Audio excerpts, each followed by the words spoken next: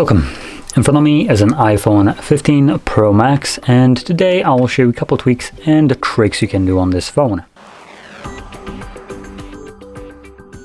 So, starting off, I'm going to begin with the toggles that you have in your control center. So to access them, you just need to swipe down from the top right side of the screen.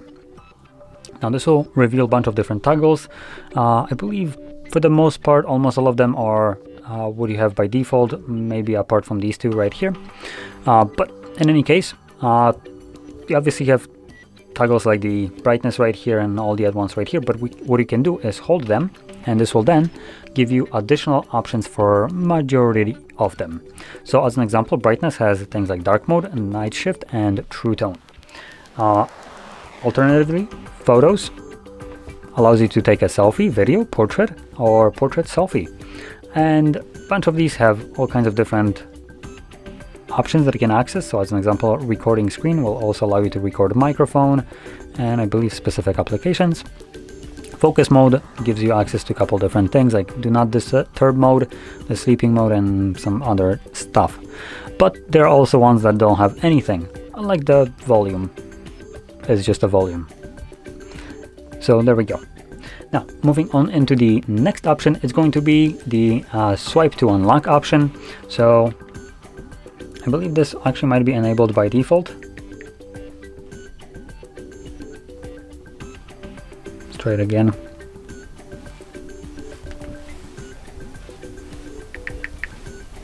Yep, so I think it's enabled by default. So what it allows you to do, as an example, if you have Face ID already added, let me just bring up other device. So here, this is technically locked, right? With the screen being off, if I press the power button, it lights up. So here we can swipe up, scan the face, and it automatically opens up and unlocks the device.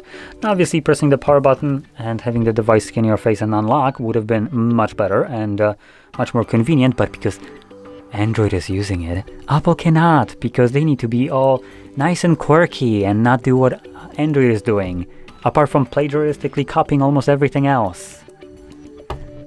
Just not the things that people want them to. But in any case, so that being said, this option I believe is enabled by default, but if you want to turn it off, because it does technically allow you to tap on the screen to wake it up, if you don't want that, you can navigate into the accessibility in the settings, and here we're going to navigate to display and text, and we're going to scroll down to, oh, my bad, it's not display, it's touch. So here we're looking for swipe or tap or swipe to wake, and when you disable this, you can no longer swipe up or wake up the device by tapping on it. So it then leaves you with the more convoluted way of unlocking your device, because convenience is not an option here. I personally like this on, but if you find it that your device just wakes up a little bit too often for no reason, you can turn it off.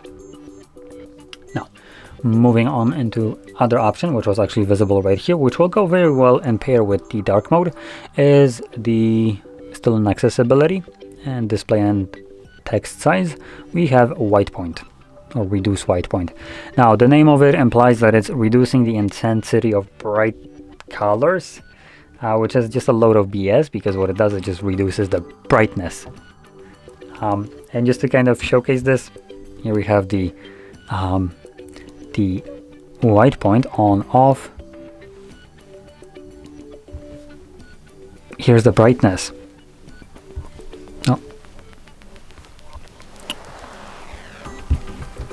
As you can see, the effect is basically identical. Same thing goes for home screen, as you can see. So it has basically the same effect as brightness.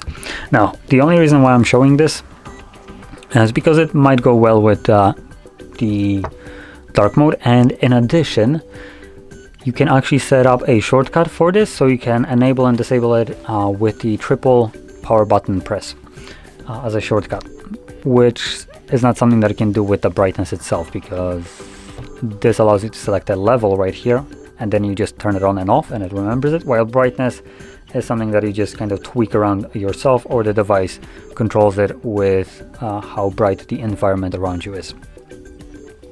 Now anyway, moving on into the actual dark mode, you can access it by holding the brightness, and you have it right here. Now I've been using dark mode for this entire time just because on iPhone it looks okay and I don't mind it. So there we go. And moving on into the last thing that I wanted to show you, it's the subscription option, which you can access by going into the main settings page right here.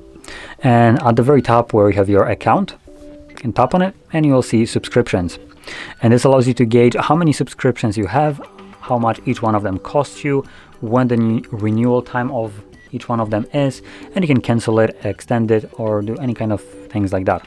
It's a very nice section to basically get acquainted with, because nowadays everything seems to be just service based. You need to pay a subscription for some stupid freaking reason.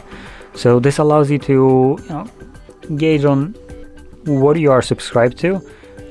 Particularly, you might have forgotten about some of the things that you're paying for. You don't use them anymore, but you're still paying for it. Obviously, that's the intent of every shitty ass garbage that almost every company comes out with, that is subscription based, for you to basically use it and then forget about it and still pay for it. So this section right here is freaking fantastic, because this garbage won't fly here. You can see what you're paying for and you can cancel it, and then you will see some trash that you haven't been using for some time, yet you're continuously paying some monthly fee for it. And from here you can just kind of get rid of it. Pretty neat.